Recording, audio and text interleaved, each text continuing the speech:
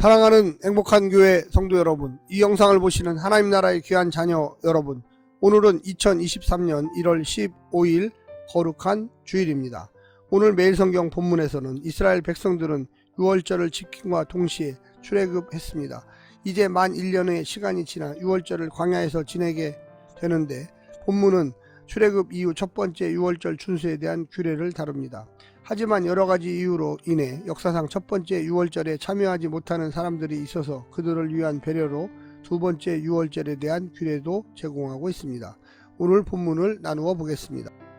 민수기 9장 1절부터 5절 유월절 준수, 6절부터 14절 유월절 준수에 대한 추가 사항, 유월절을 지키지 못한 사람들, 두 번째 유월절 지정과 규례. 오늘 본문 민수기 9장 1절부터 14절 말씀을 듣고 다시 오겠습니다.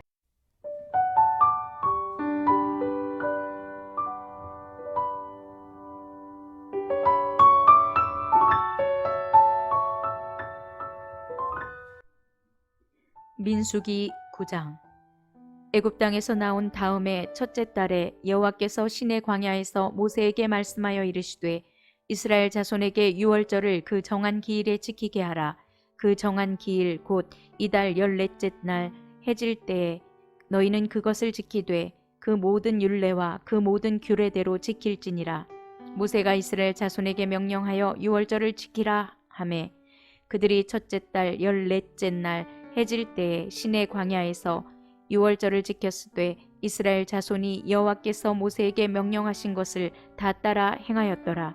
그때에 사람의 시체로 말미암아 부정하게 되어서 유월절을 지킬 수 없는 사람들이 있었는데 그들이 그날에 모세와 아론 앞에 이르러 그에게 이르되 우리가 사람의 시체로 말미암아 부정하게 되었거니와 우리를 금지하여 이스라엘 자손과 함께 정한 기일에 여호와께 헌물을 드리지 못하게 하심은 어찌함이니이까. 모세가 그들에게 이르되 기다리라. 여호와께서 너희에게 대하여 어떻게 명령하시는지 내가 들으리라. 여호와께서 모세에게 말씀하여 이르시되 이스라엘 자손에게 말하여 이르라. 너희나 너희 후손 중에 시체로 말미암아 부정하게 되든지 먼 여행 중에 있다 할지라도 다 여호와 앞에 마땅히 유월절을 지키되 둘째 달 14째 날 해질 때에 그것을 지켜서 어린 양의 무교병과 쓴나물을 아울러 먹을 것이요 아침까지 그것을 조금도 남겨두지 말며 그 뼈를 하나도 꺾지 말아서 유월절 모든 율례대로 지킬 것이니라. 그러나 사람이 정결하기도 하고 여행 중에도 있지 아니하면서 유월절을 지키지 아니하는 자는 그 백성 중에서 끊어지리니 이런 사람은 그 정한 기일에 여호와께 헌물을 드리지 아니하였은즉 그의 죄를 담당할지며 만일 타국인이 너희 중에 거류하여 여호와 앞에 유월절을 지키고자 하면 유월절 율례대로 그 규례를 따라서 행할지니 거류민에게나 본토인에게나 그 율례는 동일할 것이니라.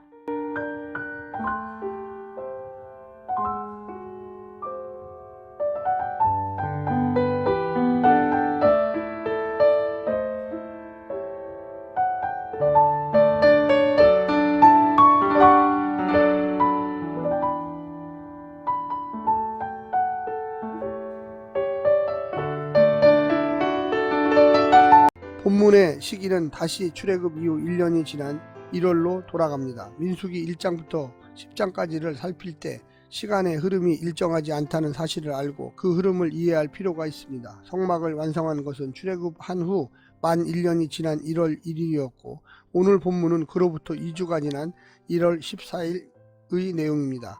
그 기간 동안 제사법 제정, 레위기 1장부터 7장 12일간의 성막 봉헌식과 제사장 위임식, 첫 번째 제사와 나답과 아비후의 죽음 사건 등이 빠르게 진행되고 있습니다.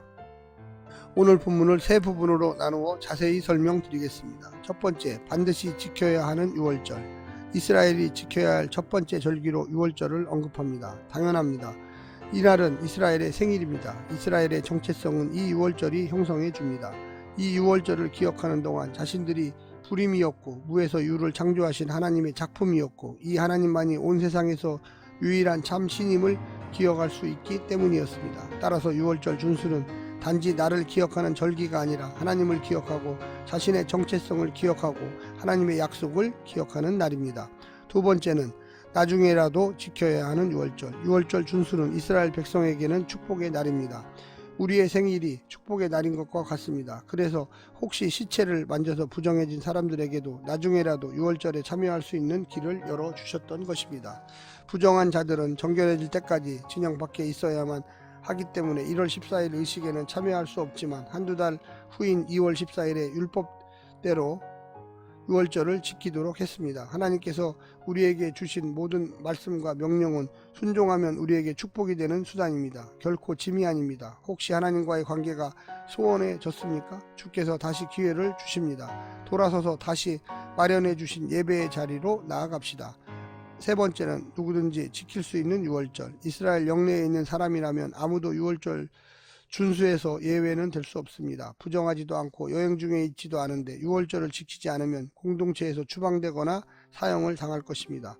타국인, 거주 외국인이라도 출애굽기의 말씀에 의하여 출애굽의 하나님을 인정하여 유월절을 지키기 원하면 허락을 해주십니다. 신앙 공동체의 일원이 되는데 중요한 것은 출신이 아니라 헌신입니다. 믿음입니다. 하나님을 인정하는 마음입니다.